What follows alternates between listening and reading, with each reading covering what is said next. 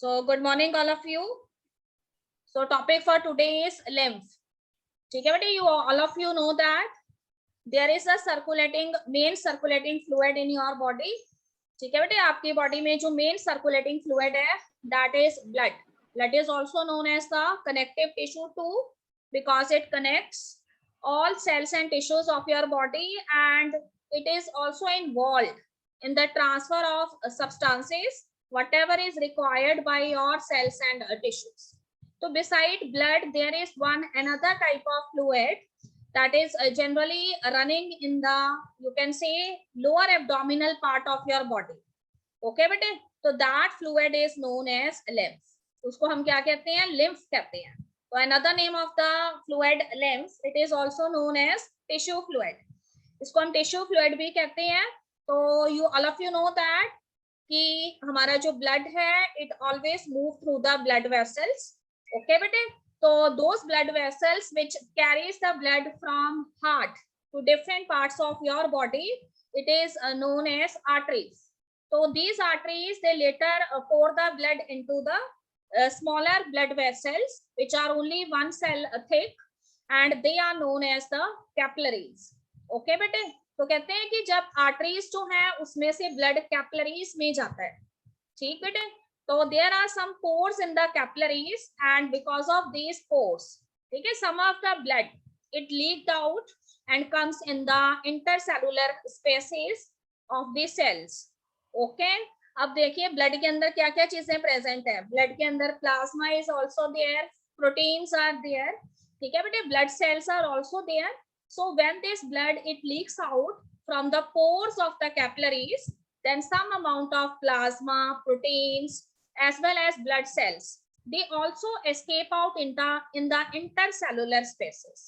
ठीक, तो फिर कैपिलरीज में से कुछ थोड़े से प्लाज्मा, थोड़े से प्रोटीन्स और जो ब्लड सेल्स हैं वो सेल्स के आसपास जो इंटरसेलुलर स्पेस होता है ना उसमें आ जाते हैं और ये क्या करते हैं, एक एक्स्ट्रा सेलुलर, ठीक है बेटे, एक्स्ट्रा सेलुलर इंटरस्टिशियल फ्लूइड बनाते हैं and that is known as the lymph.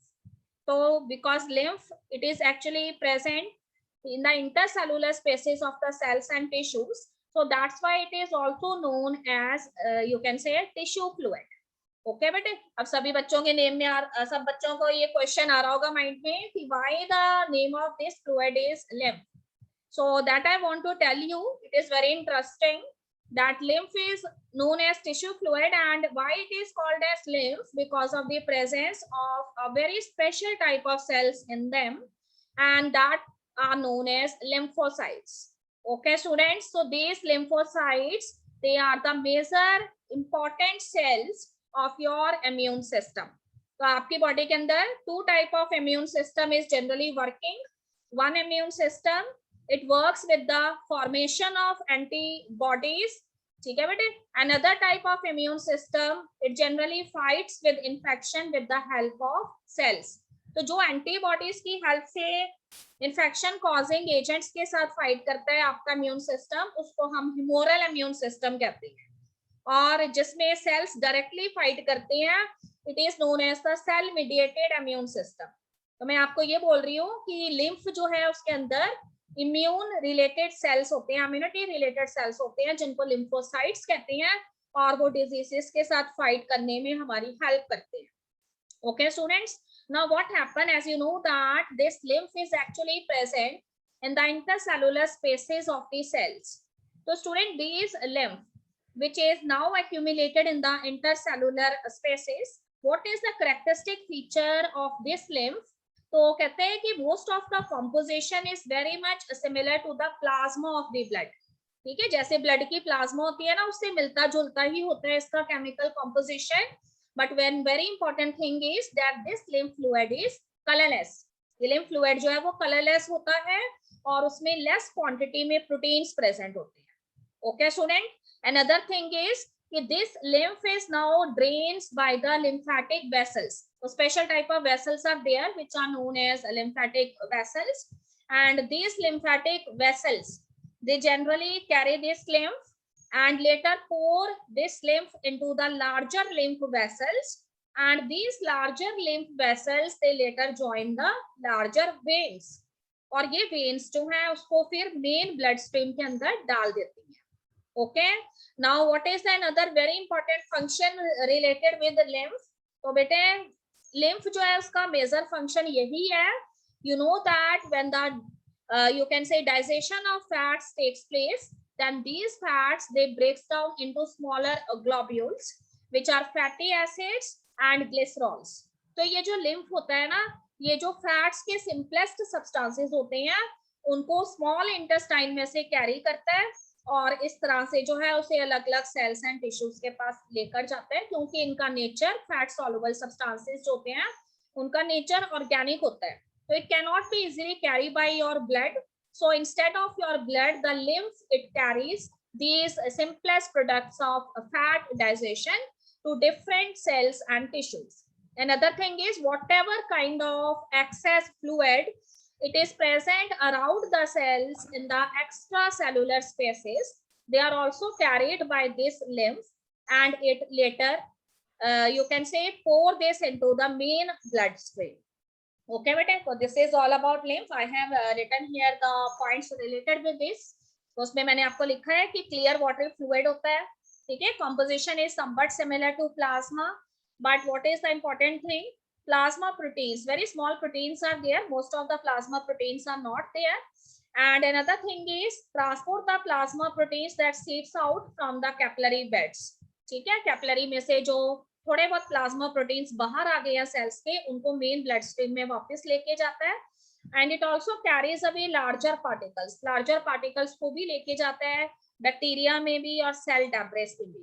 ठीक है, सेल डेब्रिस का मतलब होता है कि जब some of the cells they degenerate तो उनका जो डेब्रिस इकट्ठा हो जाता है उसको भी ये जो है लेके जाता है as a waste product.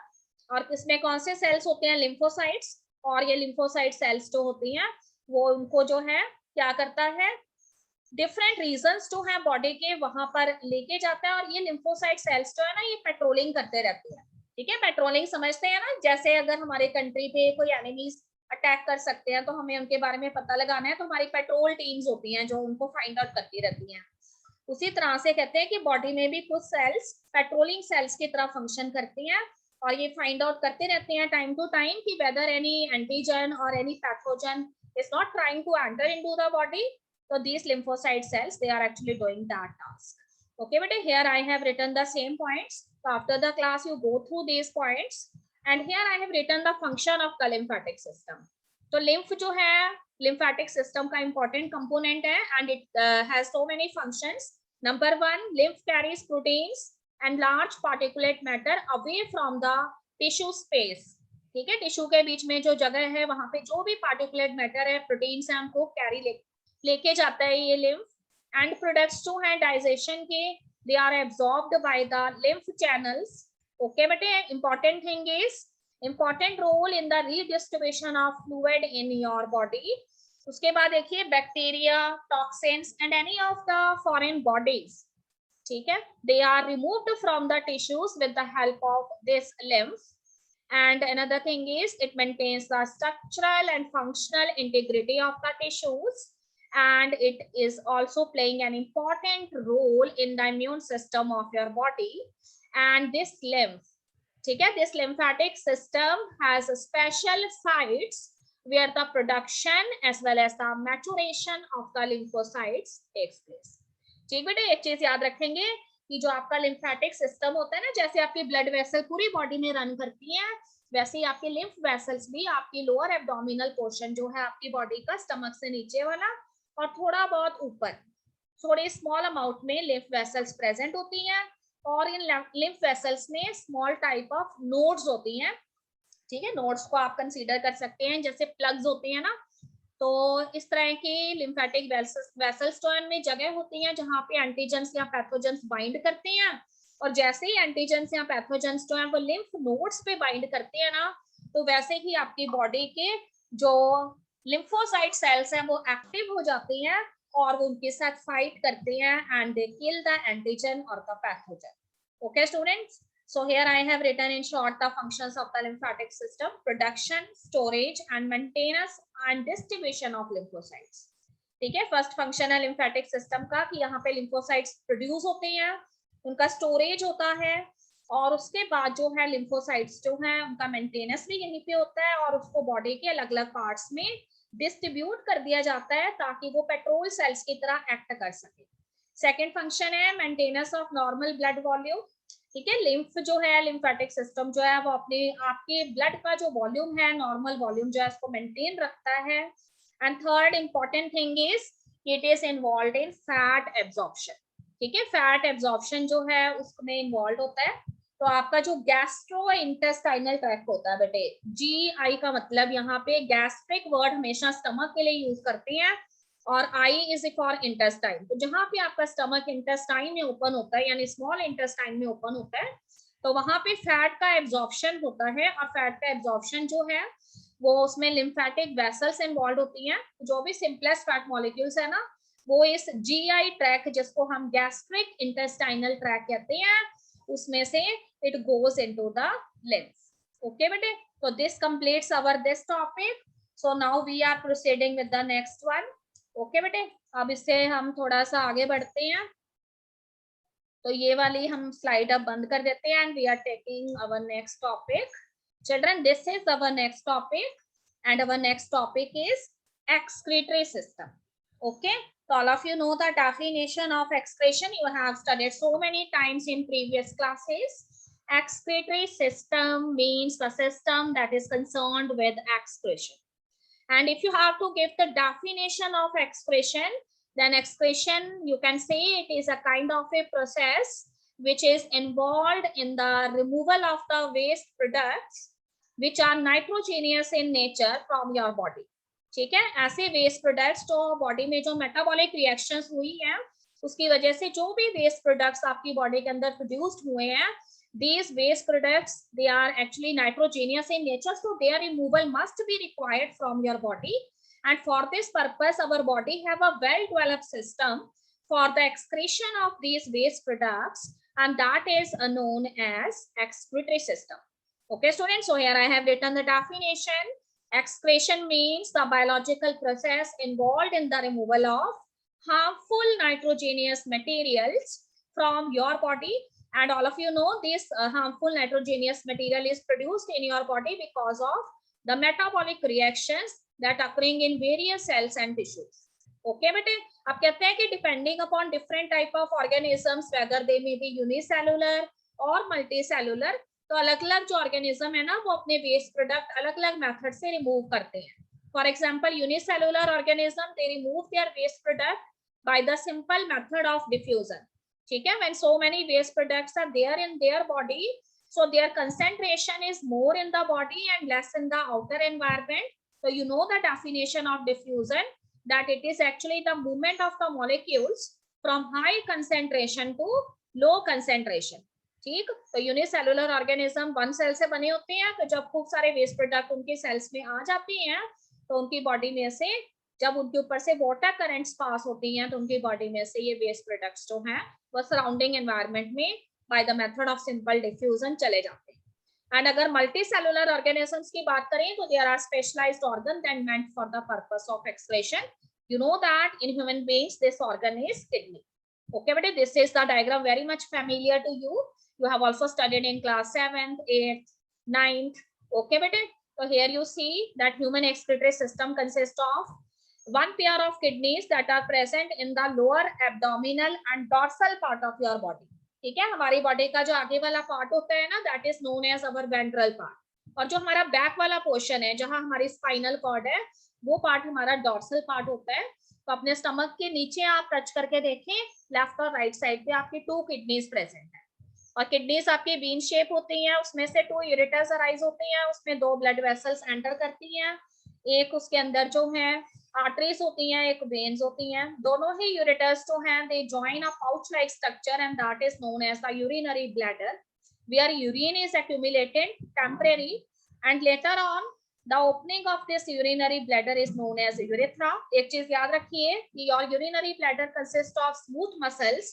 When plenty of urine is present in your urinary bladder, the signal is sent to the brain and later on the motor neurons they get a signal from the you can say brain and ये signal urinary bladder के पास पहुंचता है, smooth muscles contract होते हैं and urine comes out. Okay, student, here I have again written the definition of excretory system expression. So need not to read it again. तो मैं आपको ये बताना चाहती हूँ कि किडनीज जो है वो नाइट्रोजेनियस वेस्ट प्रोडक्ट्स का रिमूवल करती हैं. एक्सेस वाटर आपकी बॉडी में से, सॉल्ट, स्पाइसेस आप लेते हो, तो that is also removed by your kidneys. Another is kidneys के अलावा your lungs are also involved in excretion. So it is involved in the removal of carbon dioxide gas, some amount of spices and water. Then your skin is also involved in excretion, students, because some of the water and the extra salt, they are removed from your body, because you know that in the summer season you perspire very much. ठीक है, आपको बहुत ज्यादा पसीना आता है summer season में, तो उस समय आपकी बॉडी में से एक्स्ट्रा वाटर और जो सॉल्ट है उसका रिमूवल होता है. तो इसीलिए आपको ज्यादा से ज्यादा वाटर लेने के लिए कहा जाता है कि you have to drink more and more water in the summer season. So this is again the diagram of the human excretory system, children. So here I am going to tell you that excretion is of three types, depending upon what kind of excretory products are produced by the organism. So we have three type of excretion: ammoniotalism, ureotalism, uricotalism. ठीक बेटे, याद रखिएगा. अमोनोटैलिज्म जो है उसके अंदर नाइट्रोजेनियस waste products जो हैं वो अमोनिया की फॉर्म में एक्सक्रीट आउट होते हैं. यूरियोटैलिज्म में nitrogenous waste product is excrete out in the form of urea, and in uricotalism it is in the form of uric acid. Then देखिए अमोनियोटैलिज्म जो है उसके अंदर वेस्ट प्रोडक्ट्स लीवर के अंदर फॉर्म होते हैं. ठीक बेटे, अगर ये पॉइंट आपको डिफिकल्ट लग रहा है तो आप इसको स्किप कर देंगे, कोई बात नहीं. इसमें भी देखिए लीवर के अंदर ही यूरिया फॉर्म होता है, एंड थर्ड वन जो है इसमें भी लीवर में ही फॉर्म होता है. तो नीचे मैंने लिखा है कि कौन से कंपाउंड्स जो हैं उनमें चेंजेस होती हैं जिससे कि ये एक्सक्रीटरी प्रोडक्ट बनते हैं. तो आप सेकंड पॉइंट को स्किप भी कर सकती हैं if you feel difficult. Third में मैं आपको बताना चाहती हूँ कि अमोनोटैलिज्म या अमोनोटैलिक एनिमल्स जनरली जो है उनका वाटर के अंदर रहने वाले एनिमल्स होते हैं, and when they have to remove ammonia, so this ammonia it requires for its removal the you can say least expenditure of energy because the animal is already living in water. तो ureotelic animal जो होते हैं उनको ज्यादा amount of energy की required है urea को excrete out करने के लिए, और जो यूरिकोटैलिक एनिमल हैं उनको बहुत ज्यादा अमाउंट ऑफ एनर्जी की रिक्वायरमेंट होती है. ठीक है, क्योंकि सारे के सारे एक्सक्रीटरी प्रोडक्ट्स जो है ना उनको वाटर की रिक्वायरमेंट है, एंड कितना कितना वाटर उनके हैबिटेट में प्रेजेंट है दैट इज इम्पोर्टेंट. तो देखिए अमोनोटैलिक एनिमल्स जो हैं, जब वो अमोनिया जो है उसकी हम बात करें तो अमोनोटैलिक एनिमल्स में अमोनिया जो है वो हाईली टॉक्सिक होता है, इसीलिए large amount of water is required. So ureotelic animal urea is less toxic as compared to ammonia, and its solubility is also more in water. ठीक बेटे, and uric acid it is somewhat non toxic and it is insoluble in water. तो इसीलिए वो कहता है कि ammonia जो है it is excreted rapidly in your urine. ठीक है, urine of aquatic animals I am saying. And ureotelic के अंदर अगर आप बात करें तो ये स्लोली जो एक्सक्रीट आउट होता है, और यूरिक एसिड जो है यूरिकोटैलिक एनिमल्स में ये बहुत ही स्लोली एक्सक्रीट आउट होती है बॉडी में से. ओके बेटे, तो अमोनोटैलिक एनिमल्स का यूरिन डाइल्यूट होता है, यूरियोटैलिक एनिमल्स का कंसेंट्रेटेड होता है, और यूरिकोटैलिक एनिमल्स जो इनका थिक पेस्ट या सेमी सॉलिड पैलेट्स की फॉर्म में होता है. तो देखो यहाँ पे मैंने लिखा है कि अगर एनिमल्स जो है इसका एक्सक्रीटरी प्रोडक्ट अमोनिया है ना, तो 500 millilitre of water is required for the elimination of 1 gram of ammonia. Okay children, here in case of ureotelic animal 50 ml of water is only required for the elimination of 1 gram of urea, and here in case of uricotelic animals 10 milliliter water ही सिर्फ required होता है 1 gram uric acid को remove करने के लिए. अगर आपने example देने हैं ना तो देखो एग्जांपल भी आ रहे हैं हमारे सामने. Ammoniotalism means the process of excreting ammonia, and those animals which excrete ammonia they are known as ammoniotelic. तो उसमें बोनी फिशेस आ जाती हैं, एक्वेटिक एम्फीबियंस आ जाती हैं, एक्वेटिक इंसेक्ट्स आ जाते हैं. ओके बेटे, क्योंकि वाटर की कोई प्रॉब्लम नहीं है, वाटर में ही रह रहे हैं एनिमल्स, तो अमोनिया बेशक जितना मर्जी टॉक्सिक हो, large amount of water is there, so कोई प्रॉब्लम नहीं है. यूरियोटैलिक एनिमल्स जो होते हैं वो ज्यादातर टेरेस्ट्रियल हैं, और इसमें terrestrial amphibians are there, mammals are there. Okay बेटे, तो marine fishes are also there. Marine fishes मैंने आपको बोला है जो ओशंस में रहती हैं, फ्रेश वाटर फिशेस नहीं बोला है. ओके, तो यूरिया एक्सक्रीट आउट करते हैं ये एनिमल्स, और यूरिया लेस टॉक्सिक होता है. और आपको पता है if the animal is living in terrestrial environment this means large amount of water is not there, So these animals, they excrete out urea instead of ammonia according to the availability of water that is present in their habitat. Now uricoteric animals, तो most of the reptiles में snacks भी आ जाएंगे, lizards भी आ जाएंगी, garden lizards भी आ जाएंगी। Okay बेटे, birds जितने भी तरह के हैं, हमारे लैंड पे रहने वाले जो स्नेल्स हैं, देखिए यहाँ पे स्नेल की पिक्चर आपको नजर आ रही है, ठीक बेटे। इसके अलावा insects, all of these they take very less amount of water, so their excretory product is uric acid. और हमेशा यूरिक एसिड जो है ना, वो आपको पैलेट्स ऑफ की फॉर्म में नजर आती है, सेमी सॉलिड पेस्ट होता है उसका, ठीक है। और मिनिमम अमाउंट ऑफ वाटर की रिक्वायरमेंट होती है इन एनिमल्स को। आपने जनरली देखा होगा बर्ड्स कभी भी बहुत ज्यादा पानी पीते नहीं, आपको नजर आते, they are the warm blooded animals. So here again I have written the points, go through the point later on. यहाँ पे मैंने आपको बताया है ना कि अलग अलग ऑर्गेनिजम्स जो है उनमें एक्सप्रेशन का मेथड क्या है। ओके बेटे, so here you can see protozoa, the method is simple diffusion. Porifera and Coelenterata, तो बॉडी के सभी सेल्स जो हैं वो कहते हैं कि उसके ऊपर से वाटर पास होता है, तो there excretory products are removed in this way because all body cells are in contact with water. Platyhelminthes, जिसको हम फ्लैटवर्म कहते हैं, निमाटोडा जिसको हम राउंडवर्म कहते हैं, their excretory organs are flame cells. Annelids have excretory organs nephridia. Okay बेटे, annelids में अर्थवर्म और लीचीज आ जाएंगे। आर्थ्रोपोडा जिसमें इंसेक्ट्स आते हैं, उनके एक्सक्रीटरी ग्लैंड्स जो हैं ग्रीन ग्लैंड्स होते हैं, मालफिगियन ट्यूब्यूल्स होते हैं। मोलस्का के अंदर मेटानेफ्रीडिया होते हैं, ठीक है। मोलस्का जो है उसके अंदर स्नेल्स वगैरह आ जाएंगे, चाहे यूनियो है, पाइला है जिसको एप्पल स्नेल कहते हैं, जो भी हमारे ना शेल में रहने वाले एनिमल्स हैं। ओके बेटे, ये काइनोडर्मेटा स्पाइनी स्किन एनिमल होती हैं जिसमें स्टार फिशेस के सारे मेंबर्स आ जाती हैं। They have water vascular system by which they remove their excretory product. Reptile, birds and mammals में kidneys होती है। ओके बेटे, ये बाकी मैंने और लिखा है। अगर प्रोटोजोन्स हैं, अमीबा वगैरह, तो उसमें plasmalemma is the surface where the excretory product excrete out. Porifera में स्पॉन्जेस आ जाती हैं, सिलेंट्रेट्स में हाइड्रा आ जाती हैं, तो बॉडी सरफेस से एक्सक्रीशन होता है, water passes over the body surface and remove excretory product. Flame cells Platyhelminthes में, जिसमें टेपवर्म आ जाएगा, लीवर फ्लूक आ जाएगा। नेफ्रीडिया एनिलिडा के अंदर, मालफिगियन ट्यूब्यूल अर्थवर्म में, कॉक्सल ग्लैंड स्पाइडर्स में, और किडनीज जो हैं वो सभी वर्टिब्रेट्स में होती हैं स्टूडेंट्स। एंड ग्रीन ग्लैंड्स और antenna they are present in crustaceans जैसे प्रॉन, ठीक है। तो फिश मार्केट में आपने अक्सर फिश के साथ प्रॉन्स भी देखे हैं जिसकी खूब सारी लेग्स होती हैं और उनके जो ग्लैंड्स हैं वो ग्रीन ग्लैंड होते हैं, ठीक है बेटे। अब हम आके ह्यूमन एक्सक्रीटरी सिस्टम पे। So all of you know that human excretory system consists of one pair of kidneys, one pair of ureters, a urinary bladder, and the urethra. So this human excretory system, it is playing very important role because जो हमारे excretory system के components हैं, okay बेटे, so these components of the excretory system, they are actually involved in the removal of the waste products of metabolism, as well as they are not only involved in the removal of waste products of metabolism, side by side they also do reabsorption of important nutrients as well as water for your body, ठीक है। आपकी kidney के जो tubules होते हैं ना, जिनको हम रीनल ट्यूब्यूल्स कहते हैं, वो सिर्फ यूरिन नहीं बनाते, इसके अलावा आपकी बॉडी में जो एसेंशियल आयंस हैं, इलेक्ट्रोलाइट्स हैं, न्यूट्रिएंट्स हैं और एक्सेस वाटर जो आपकी बॉडी में है, उसमें से 90 यू कैन से 5% वाटर को रीएब्सॉर्ब कर लेते हैं, ताकि आपकी बॉडी में वाटर की एक प्रॉपर क्वांटिटी मेंटेन रहे और आपकी बॉडी जो है उसको किसी तरह के कोई थर्मल शॉक्स ना लगे, ठीक है बेटे। दिस इज योर किडनीज, तो किडनीज को ध्यान से देखिए। There is one pair of kidneys present in your lower abdominal dorsal part, bean shape are there.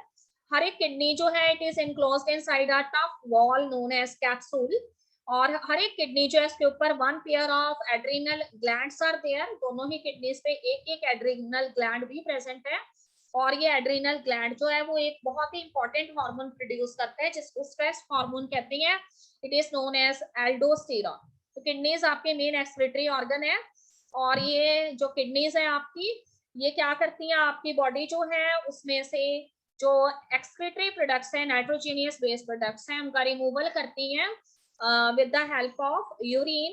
तो आपका जो यूरिन है ना, वो आपकी बॉडी में से एक्सक्रीटरी प्रोडक्ट्स के रिमूवल करता है। पर आपकी बॉडी के जब यूरिन बनाती है, तो देन यू मस्ट रिमेंबर कि there may be some of the essential ions, some of the electrolytes, and कुछ न्यूट्रिएंट्स भी हो सकते हैं और कुछ वाटर भी हो सकता है। तो जब आपकी किडनीज जो है उसके रीनल ट्यूब्यूल्स में से ये यूरिन बन रहा होता है तो उसमें से एसेंशियल न्यूट्रिएंट्स, वाटर, आयंस का रीएब्जॉर्प्शन हो जाता है और वो बॉडी में वापस ब्लड में भेज दिए जाते हैं, so that the extra water can not be lost through your urine. Okay बेटे, तो हमेशा याद रखिएगा कि अगर आपकी किडनी जो है उसमें ब्लड जो है, ठीक है, ऐसा blood which is rich in nitrogenous waste product, okay, when it enters into your kidney for the filtering out of the excretory products, so you must remember 180 litre आपकी किडनी में हर रोज फिल्ट्रेट एंटर होता है, पर उसमें से जब वो urine बनता है आपकी बॉडी के अंदर, तो आपकी बॉडी जो है उसमें से जो यूरिन बनाती है वो सिर्फ 1 लीटर या 1.5 लीटर के आसपास ही होता है, और आपका यूरिन जो है बहुत ज्यादा कंसेंट्रेटेड होता है। इसका मतलब सारा का सारा वाटर आपकी बॉडी फिर से रीअब्सॉर्ब कर लेती है, और इसीलिए आपका जो बॉडी है उसमें आपकी बॉडी जो है उसका मैक्सिमम पार्ट जो है वो वाटर से बना हुआ है। So here I have written the 3 main functions of kidneys: remove nitrogenous waste product from blood, maintains blood pH, regulate blood content, water content of the blood। ठीक है, ब्लड में जितना वाटर रिक्वायर्ड है उसको मेंटेन करके रखती है, blood का पीएच मेंटेन करती है by maintaining the electrolytic or ionic balance. So there are some of the important ions such as sodium ion, potassium ions, bicarbonate ions, calcium ions, which are playing so many important roles in your body. तो ये ions urine में से pass out ना हो जाए, इसीलिए kidney की renal tubules जो है इन इंपॉर्टेंट आयंस को एब्जॉर्ब कर लेती हैं स्टूडेंट्स। और नाइट्रोजेनियस वेस्ट प्रोडक्ट जो है, मोस्टली मैं ह्यूमन की बात कर रही हूँ, तो here the nitrogenous waste product is urea only. Okay, student, here I have shown you the enlarged view of your excretory system. So you can see the inner part of your kidney. So I have already told you that kidney is enclosed inside a double layer wall, and that is known as capsule. And when you see inside the kidney, what you find? You find that at that place where the ureters they enters into the kidney, जहाँ से ureters enter होते हैं ना kidney में, ठीक है बेटे, तो जिस bulge like fold like portion में से यूरेटस अंदर एंटर हो रही है ना, उसको हीलम कहते हैं। ठीक है, स्पेलिंग इज HILUM, हीलम। और ये हीलम जो है वो किडनी के अंदर जाके ब्रॉड फनल लाइक स्ट्रक्चर जो है उसमें कन्वर्ट हो जाता है। ये देखो जहां कर्सर जा रहे हैं, तो this broad funnel like structure is known as renal pelvis. अब ये जो रीनल पेल्विक्स है ना स्टूडेंट्स, उस रीनल पेल्विक्स की कई सारी ब्रांचेस हो गई हैं, स्मॉल ब्रांचेस, एंड ये जो स्मॉल ब्रांचेस हैं उस रीनल पेल्विक्स की, this is known as calyces, and spelling is CAL, okay, YCES, calyces. और हर एक जो ब्रांच है उसके ऊपर देखिए ये ब्रॉड आपको, ठीक है, ब्रॉड सेल्स नजर आ रही हैं, और इसमें जो है ये जो ब्रॉड सेल्स हैं जो कंपार्टमेंट्स के फॉर्म में है, they are provided with brush bordered type of cells, so they are known as the medullary pyramid। देखो यहाँ पे medullary pyramid 1 2 3 4 5 6 7 medullary pyramids हैं। ओके बेटे, they are provided with brush bordered cells। और बहुत ही इंपॉर्टेंट चीज जो आपने याद रखनी है, inside these medullary pyramids the filtering units of the kidney is present, which are the structural and functional units, and they are known as nephron। तो 1 mark question जब आपसे पूछा जाता है what are nephrons, all of you know nephrons are the filtering units of kidney, they are the structural and functional units of kidney, they make urine। तो इस medullary pyramids में millions of nephron present होते हैं बेटे, और ये nephrons जो है इनका एक ही फंक्शन है, ये यूरिन बनाते हैं। ओके, तो आपकी किडनी जो है उसके 2 मेजर पोर्शन है, वो पोर्शन जो कैप्सूल के बहुत पास है, डबल लेयर मेम्ब्रेन के बहुत पास है, उसको हम रीनल कॉर्टेक्स कहते हैं, और वो पोर्शन जहां पे आपके मेडुलरी पिरामिड्स प्रेजेंट हैं, कैलेसिस और रीनल पेल्विक्स प्रेजेंट हैं, वो पूरा का पूरा सेंट्रल पोर्शन जो है that is known as renal medulla. हमेशा याद रखिए कि रीनल वर्ड हम किडनी के लिए यूज करते हैं, कार्डियक वर्ड हम हार्ट के लिए यूज करते हैं, पल्मोनरी वर्ड हम लंग्स के लिए यूज करते हैं। ठीक है बेटे, तो यहाँ पे renal cortex and renal medulla आपने याद रखना है। रीनल कॉर्टेक्स आउटरमोस्ट पार्ट है जो कैप्सूल के बहुत पास है, और वो पोर्शन जो सेंट्रल पोर्शन है जिसमें मेडुलरी पिरामिड्स और रीनल पेल्विक्स और कैलेसिस और हीलम प्रेजेंट है, उसको हम मेडुलरी रीनल मेडुला कहते हैं। और बेटे हर एक मेडुलरी पिरामिड के बीच में देखिए स्मॉल स्पेसेस आर प्रेजेंट। ऐसा नहीं है कि एक मेडुलरी पिरामिड दूसरे मेडुलरी पिरामिड से ज्वाइन हो रखा है, उसके बीच में कुछ खाली स्पेस है, and these are known as the columns. ठीक है, ये कॉलम सबसे पहले there was a scientist and his name was Botany, और उन्होंने इन कॉलम्स के बारे में बताया था जो मेडुलरी पिरामिड्स के बीच में प्रेजेंट है। That's why in honour of the scientist Botany they are known as columns of Botany. Okay, यहाँ पे आपको एड्रिनल ग्लैंड्स नजर आ रही हैं, आपको रीनल आर्टरी नजर आ रही है रेड कलर में, रीनल वेन नजर आ रही है। ठीक बेटे, आपको डॉर्सल आयोटा बिगर आर्टरी नजर आ रही है, यूरेटस, यूरिनरी ब्लैडर एंड यूरिथ्रा नजर आ रही है। तो see the enlarge view of the kidney, सारी चीजें मैं आपको बता चुकी हूँ। ये देखो renal artery, renal vein enter कर रही है, यूरेटस एंटर कर रही है। देन आपको ये जो छोटी छोटी ब्रांचेस नजर आ रही है ना, जिसके ऊपर ये कंपार्टमेंट्स हैं जिनको मैंने मेडुलरी पिरामिड बोला था, ये कैलेक्स है, या फिर प्लूरल में हम इन्हें कैलेसिस कहेंगे। और ये देखो ये बड़े बड़े से कंपार्टमेंट मेडुलरी पिरामिड्स हैं, और ये जो फनल लाइक स्ट्रक्चर है जिसमें से ये ब्रांचेस निकली है ना, ये रीनल पेल्विस है। ओके बेटे, और ये जो खाली स्पेस है उनके बीच में मेडुलरी पिरामिड्स के, वो कॉलम ऑफ बॉटनी है। तो ये आपका इनलार्ज व्यू है किडनी का। ओके बेटे, यहाँ मैंने लिखा है नेफ्रॉन के बारे में, तो आपको पता लग चुका है कि nephron are the functional and structural unit of kidney. And how many nephrons are present? 1 million nephrons. 1 million nephrons are present in your kidney. और नेफ्रॉन जो है वो बहुत सारे ट्यूब्यूल से मिलकर बनी है। कुछ ट्यूब्यूल्स जो है उनको हम वेस्कुलर कंपोनेंट कहते हैं, कुछ को हम ट्यूबुलर कंपोनेंट कहते हैं। ओके बेटे, ये सारा रीड कर लेंगे, मैं ऑलरेडी आपको बता चुकी हूँ, तो I am not going to repeat it again. So here I have shown you the component of the nephron. तो बेटा ह्यूमन नेफ्रॉन जो है या किडनी की जो स्ट्रक्चरल एंड फंक्शनल यूनिट है, वो इन सारे कंपोनेंट से मिलके बनी हुई है। तो सी यहाँ पे उसका डायग्राम आपको नजर आ रहा है। सबसे पहले एक कप लाइक स्ट्रक्चर है, and that cup like structure is known as Bowman's capsule. ठीक है, उस बोमैन कैप्सूल के अंदर आर्टरी एंटर करती है जिसको एफरेंट आर्टरियोल कहती हैं, और ये एफरेंट आर्टरियोल जो है ना, वो ऐसा ब्लड लेके जाती है जिसको कि फिल्टर करना होता है। तो देखो ये जो कप लाइक स्ट्रक्चर आपको नजर आ रहा है, इसको मैंने बोमैन्स कैप्सूल बोला है। और ये बोमैन कैप्सूल से आगे जो ट्यूब लाइक स्ट्रक्चर अराइज हो रहा है ना, ये बहुत ज्यादा फोल्डेड है। तो जो बहुत ज्यादा फोल्डेड पोर्शन है that is known as the PCT. ठीक है, ये देखो इसका नेम लिखा है पेरोक्सिमल कॉन्वोलेटेड ट्यूब्यूल। और पेरोक्सिमल कॉन्वोलेटेड ट्यूब्यूल आगे जाके एक हेयर पिन लाइक स्ट्रक्चर में ओपन होता है। ठीक है, इसको हेयर पिन लाइक स्ट्रक्चर मैंने इसलिए बोला है क्योंकि पुराने टाइम में लेडीज जो है जब जूड़ा बनाया करती थी अपना, ठीक है, तो उसके ऊपर जो इस तरह के पिन्स लगाती थी, इसीलिए इसको हम हेयर पिन लाइक स्ट्रक्चर कहते हैं। और वैसे इसका नेम है हैनलीज लूप। तो इस हेयर पिन लाइक स्ट्रक्चर का वो portion that is going downwards, it is known as descending limb of Henle's loop, और जो ऊपर को जा रहा है it is known as ascending limb of Henle's loop. अब जब ये हैनलीज लूप आगे जाके एक और फोल्डेड स्ट्रक्चर में ओपन हो रहा है, and this folded structure is known as DCT, यानी distal convoluted tubule। ठीक है, पहले वाले को PCT बोला था, फिर हैनलीज लूप, और फिर DCT। और DCT किस में ओपन हो रहा है? बड़े बड़े डक्ट्स में ओपन हो रहा है, which are known as collecting ducts। Okay बेटे, तो ये चीजें यहाँ तक आप याद रखेंगे, Bowman capsule, then PCT, Henle's loop, DCT, then collecting duct. तो बस आज यहीं तक करेंगे बेटे। हाँ जी, थोड़ी सी नई चीजें हैं, डरना नहीं है किसी ने भी, कोई प्रॉब्लम नहीं है। We have 2 more lectures on Saturday, so I will explain, I will take the doubts of the students too।